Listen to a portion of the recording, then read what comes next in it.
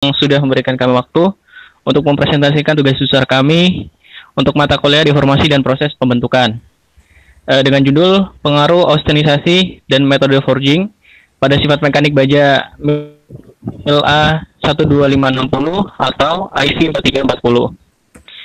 Anggota kelompok kami yang pertama adalah Aprina Dewi 0617 10 12. Yang kedua adalah Aulia Dwi Raski 0617 10 16. Yang ketiga adalah saya sendiri Salman 0617 43. Yang keempat Nur Hidayatur 0617 10 50. Dan yang terakhir adalah Rizky Febrianto 0617 10 0617 10 62. Outline yang akan kami bahas pada sore hari ini adalah yang pertama pendahuluan, yang kedua metodologi, yang ketiga hasil dan pembahasan, yang keempat kesimpulan. Untuk outline yang pertama, pendahuluan latar belakang akan dijelaskan oleh teman saya, Febri. Silahkan. Ya, kali ini saya akan menjelaskan latar belakang yang digunakan pada penelitian ini.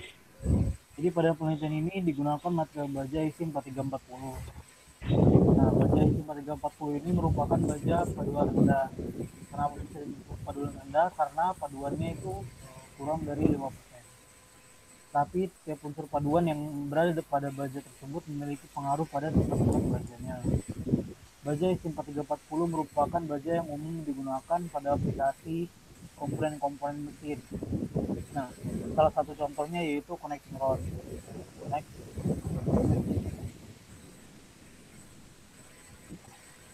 Yang tadi.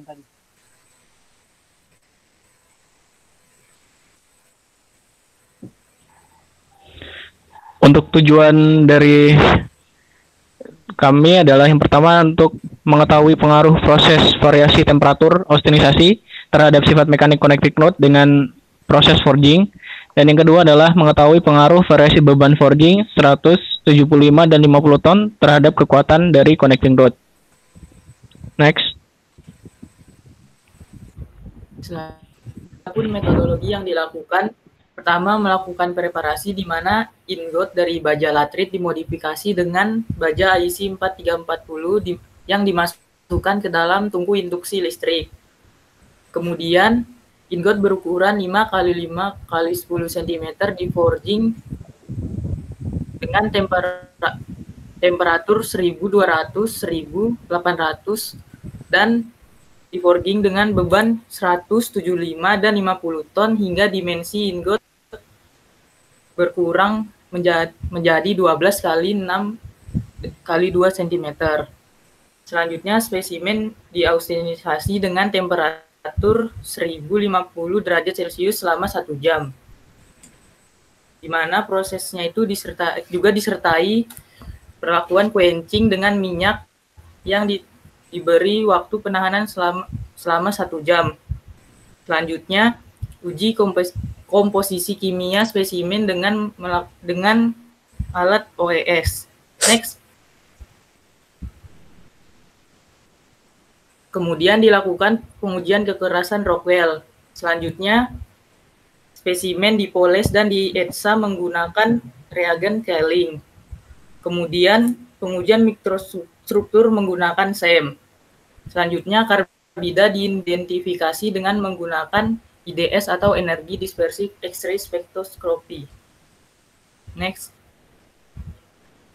Selanjutnya terdapat hasil dan pembahasan di mana pada gambar tersebut menunjukkan bahwa terdapat pengaruh suhu austenisasi terhadap nilai kekerasan. Seperti yang dilihat, kekerasan menurun dari suhu austenisasi 1200 derajat hingga 800 derajat, sehingga kekerasan menurun seiring dengan peningkatan temperatur austenisasi.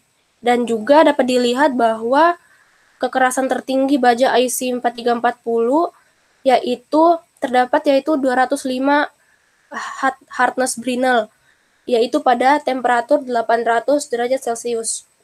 Kemudian terdapat gambar struktur mikro yang menjelaskan baja yang diaustenisasi pada variasi temperatur 1200, 1000, dan 800 derajat Celcius dalam kekuatan forging 75 ton, di mana pada gambar B terlihat terbentuknya perlit, di mana pertumbuhan perlit dimulai terjadinya pengintian pada cemented pada batas butir austenit. Seperti yang ditunjukkan juga pada gambar yang bagian A, yaitu pada suhu austenisasi 1200 derajat selama 2 jam, yaitu mikrostruktur austenit memiliki struktur martensit lat yang keras dengan densitas dislokasi yang tinggi seperti yang dilihat pada gambar B dan C. Demikian juga pada suhu austenisasi 1000 dan 800, di mana ukuran martensit lat dan ukuran butir austenit meningkat seiring dengan meningkatnya beban forging. Dan berikut adapun hasil dari kekuatan impact strength di mana terhadap temperatur 800, 1000 dan 1200 dengan variasi beban forging yaitu 50, 100 dan 150, 80 dan 100. Di mana dapat diketahui bahwa kenaikan temperatur dari 800, 1000 dan 1200 akan meningkatkan kekuatan impact dari baja isi 4340. Sedangkan penurunan temperatur akan menurunkan kekuatan impact. Di mana dapat dilihat dari kekuatan strength tersebut terbesar pada 1200 derajat Celcius dengan kurang lebih 250 impact strength. Dengan tinggi rendahnya nilai impact strength atau kekuatan impact dipengaruhi oleh nilai kekerasan yaitu apabila nilai kekerasan tinggi maka nilai kekuatan impact akan rendah dan begitu sebaliknya. Next. Kemudian ada forging dan casting, di mana kami menggunakan forging dikarenakan forging memiliki sifat mekanik yang tinggi dan mampu menahan beban yang lebih besar, di mana kelebihannya adalah konsisten dan akurasi dimensi, mengkonsumsi lebih sedikit energi, memberikan masa pakai yang lebih lama, biaya yang lebih murah, dan tingkat produksi yang tinggi. Berbeda dengan casting, di mana kurangnya akurasi, tingkat produksi yang rendah, cacat seperti porositas, tusuk dan lain sebagainya, serta biaya yang tinggi, serta banyaknya limbah atau material yang terbuang sia-sia. Otomatis dari segi ekonomi atau dari segi cost akan mengakibatkan kelebihan cost yang lebih banyak daripada forging.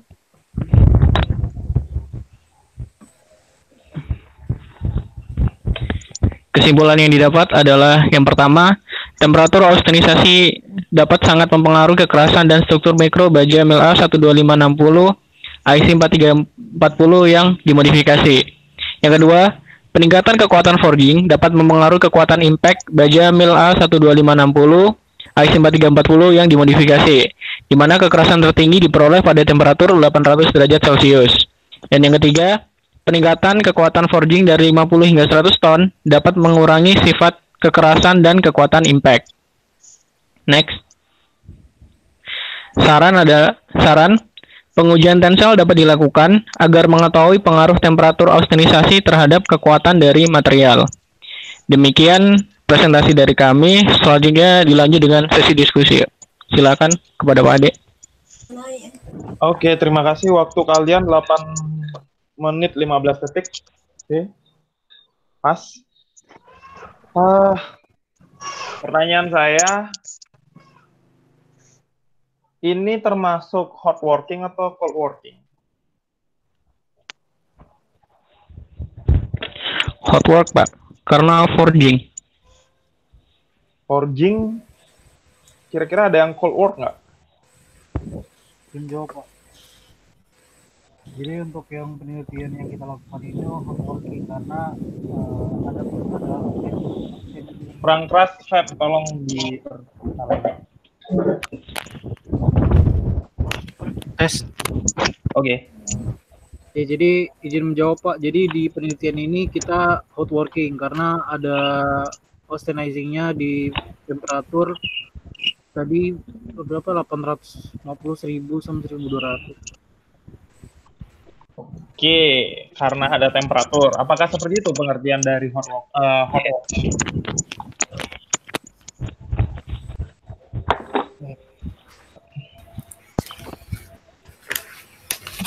Bagaimana pengertian dari hot working? Pengertian hot working itu dia berarti dilakukan pembentukan pada saat temperatur tinggi. Tingginya berapa? Minimalnya. Tinggi apa ya? Baru dikatakan masuk hot.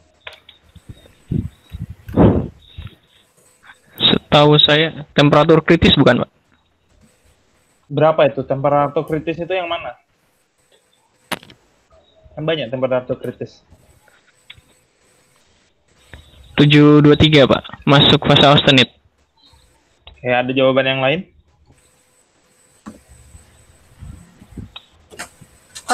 Kalau menurut saya Pak, kalau temperatur hot working itu yang saya baca dari beberapa referensi itu dia ada yang di atas temperatur 1150 derajat Celcius. Iya, patokannya apa? Kan pasti, sekarang gini, apakah semua harus di 1000? Apa semua material harus di 1000 baru dikatakan hot? Misalnya aluminium, apakah di 1000 juga? Tidak Pak. Tidak Pak, kalau alloys itu yang saya tahu dia 700 sampai 800 derajat Celcius. 700 sampai 800 aluminium? Ya, aluminium.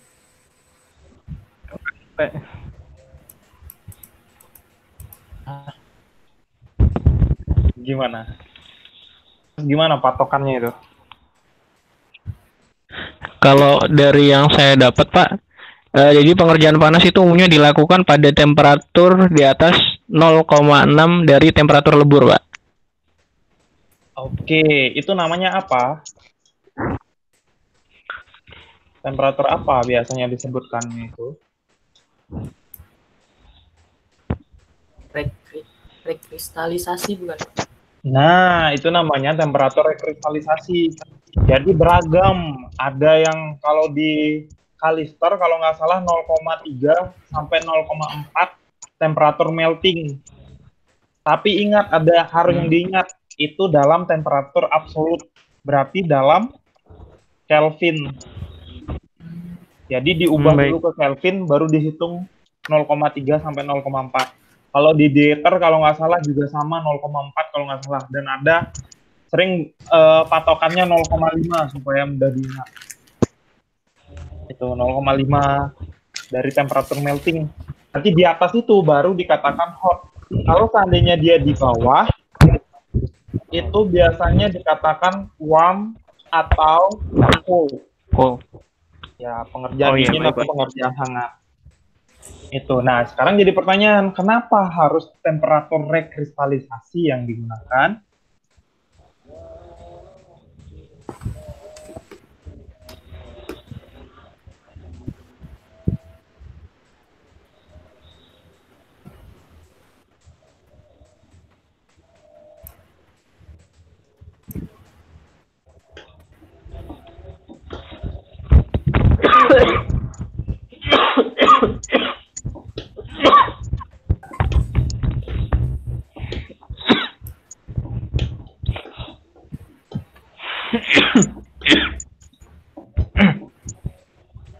Kenapa kira-kira?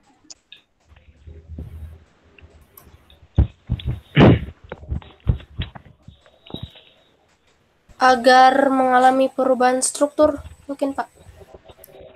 Gimana itu, gimana? Pada saat pendinginannya. Gimana itu, gimana? Oke, untuk menjawab itu gini. Apa sih bedanya cold work sama hot work?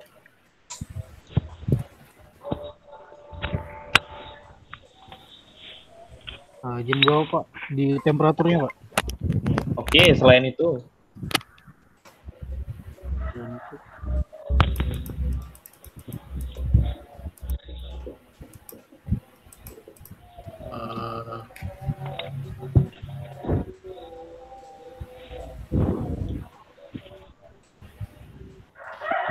Hasilnya sih Pak, kalau setahu saya. Gimana itu hasilnya? Lebih keras di cold working. Lebih keras, kenapa?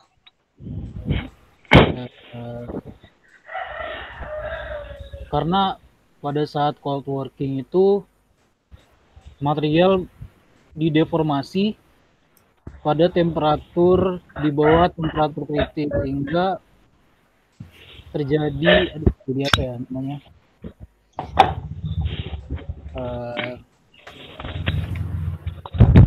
Gini aja, tegangan sisanya yang lebih banyak yang mana kira-kira?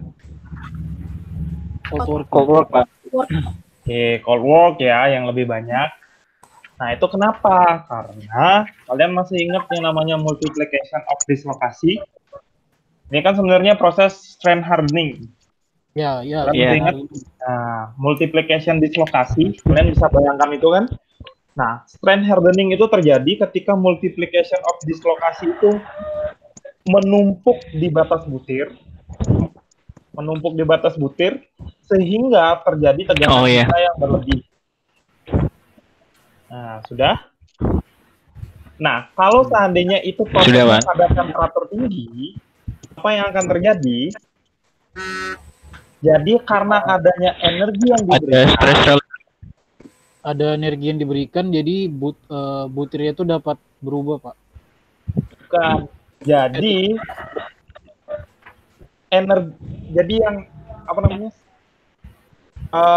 Tegangan sisa yang terjadi itu dia akan bisa lepas karena ada energi itu. Iya. Stress Jadi, relief. nah, sehingga yang terjadi adalah dislokasinya itu lebih sedikit daripada kalau pada saat cold working. Itu. Nah, apa yang akan terjadi? Ya jelas dari segi kekerasan jauh lebih tinggi yang banyak multiplication dislokasinya itu. Jadi dari segi densitas dislokasi jauh lebih banyak yang cold working daripada yang hot working. Tuh, bisa dipahami nggak maksud saya? Bisa, Pak. Bisa dibayangkan? Bisa, Pak. Nah, itu yang terjadi. Sebenarnya hot working itu terjadi, itu alasannya karena ini. Pertama kan dilakukan cold working. Cold working dilakukan, kemudian untuk mengurangi tegangan sisa, dilakukanlah proses yang namanya annealing stress relief. Annealing stress relief itu menghilangkan tegangan 3 dengan ada 3 tahapan.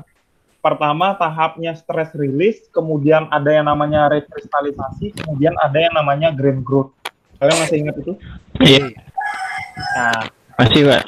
untuk mengurangi proses itu kan ada 2 proses. Nah, dilakukanlah hot working di temperatur rekristalisasi supaya dia langsung terrekristalisasi.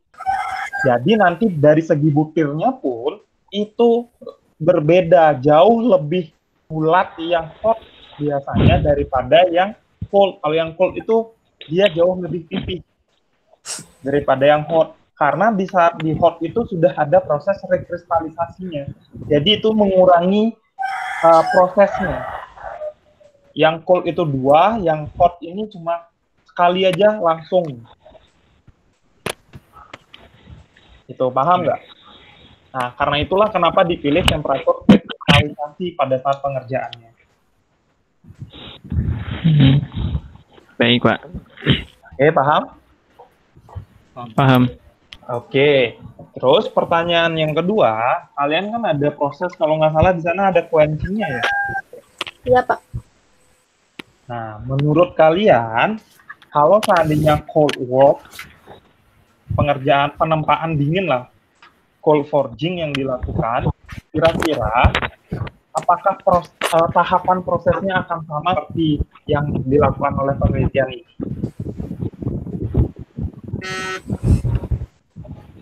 Gimana? Kalau seandainya dilakukan cold work atau pengerjaan dingin dengan penempaan dingin, kira-kira apakah tahapan prosesnya akan sama seperti yang dilakukan, metode penelitiannya akan sama seperti yang dilakukan di jurnal kalian? Kalau seandainya penempaan dingin. Berbeda, Pak. Bedanya gimana dan kenapa? Kalau misalnya tadi di atas rekristalisasi, sedangkan di pengerjaan dingin itu di bawah rekristalisasi otomatis, mungkin pas dia pendinginnya itu berbeda daripada pas di hot working. Aha, bedanya berarti dari segi apanya yang berbeda? Cuma temperatur kerjanya saja? Iya, Pak. Kalau di hot working dia bisa di suhu kamar seperti itu. Nah, dari tahapannya apakah sama? Saya nanyanya tahapannya. Tahapan yang tadi kan dilakukan forging dulu, kemudian quenching. Nah, kalau di cold work itu kira-kira sama seperti itu? Di cold work dulu, baru di quenching, atau bagaimana?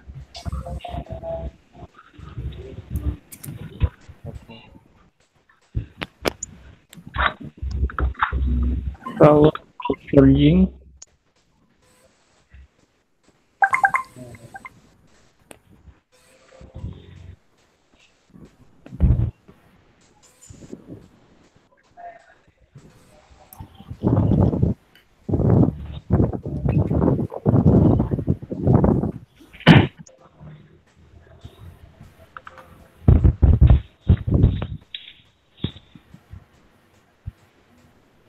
Bagaimana menurut kalian?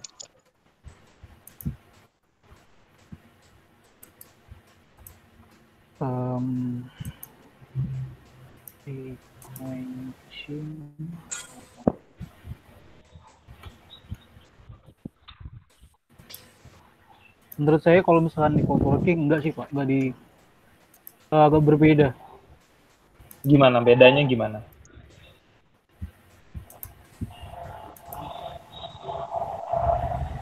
Bedanya kalau di co-working mungkin tidak di quenching. Tidak di quenching. Kalau seandainya tetap ada proses quenching, nah gimana itu?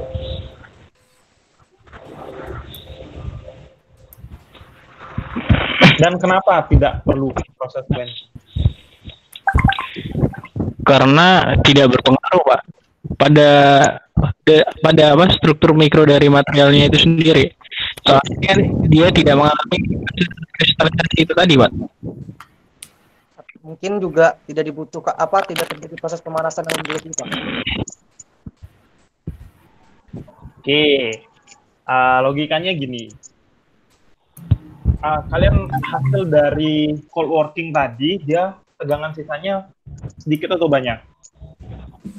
Banyak. Banyak. Nah, seandainya pada saat itu dilakukan quenching, apa yang akan terjadi pada material kalian? Makin banyak. Semakin banyak tegangan di sana. Terus akibatnya?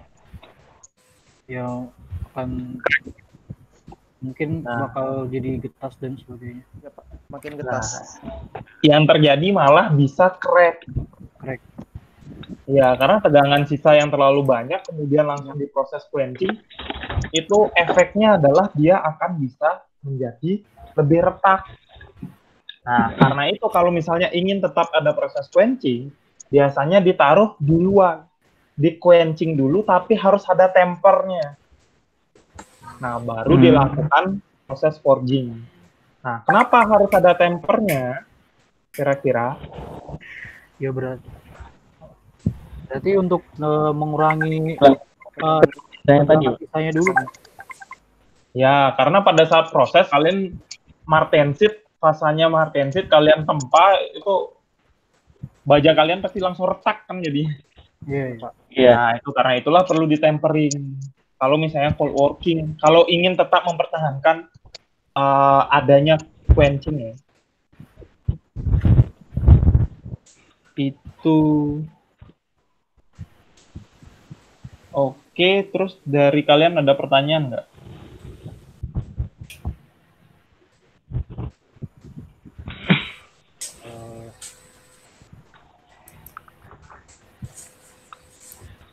Nah, jadi kalau pada saat kalian nanti bekerja, KP maupun TA, proses-proses manufaktur seperti itu harus diperhatikan. Sama seperti misalnya pada saat pengelasan. Kan ada yang namanya proses perlakuan panas preheating sama post-heating kan? Iya. Nah, itu pun ada alasannya kenapa. Sama seperti misalnya di misalnya proses pembentukan. Biasanya kalau materialnya itu sangat-sangat getas, maka perlu dilakukan heat treatment terlebih dahulu, dilunakkan terlebih dahulu, baru dilakukan proses pembentukan. Sama jadinya. Sama seperti yang cold work, harusnya dia dilakukan post heat treatment juga, supaya menghilangkan tegangan sisa. Logikanya sama di kalau logam dalam proses manufacturing.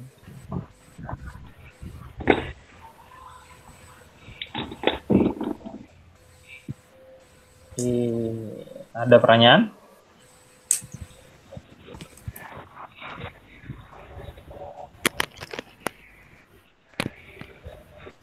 Kalau saya sih cukup, Pak. Kalau cukup, mungkin bisa diakhiri. Baik, Pak. Dari kami cukup sekian. Kurang lebihnya kami juga